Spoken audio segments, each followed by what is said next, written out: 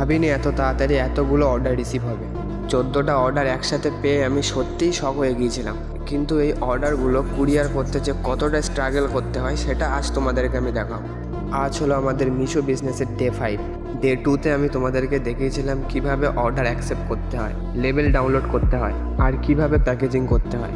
কিন্তু অনেকেই ডিএমএ জিজ্ঞাসা করছিল প্যাকেজিং করার পরে পার্সেলগুলো কোথায় দিতে হয়, কুরিয়ার বয় কি বাড়ি থেকে রিসিভ করে। আসল কথা হলো আমাদের পিনকোডে কোনো কুরিয়ার বয় পিক আপ করতে আসে না। মিশো যে কুরিয়ার পার্টনার সাজেস্ট করবে প্রথমে সেই কুরিয়ার পার্টনার তোমাদের সাথে কন্ট্যাক্ট করে নেবে। যদি তোমাদের এরিয়াতে কুরিয়ার পিক আপ অ্যাভেলেবেল থাকে তাহলে কুরিয়ার বয় পার্সেল বাড়ি থেকে রিসিভ করবে।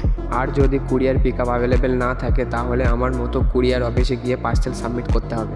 এত স্ট্রাগলের মধ্যে যখন দেখলাম একসাথে 14টা অর্ডার রিসিভ হয়েছে আমি পুরো অবাক হয়ে গিয়েছিলাম। ছোট করে স্টার্ট করেছিলাম আর আজ এতগুলো অর্ডার রিসিভ হয়েছে। তোমরা যদি এই রকম অর্ডার রিসিভ করতে চাও তাহলে কমেন্ট করো মিশো।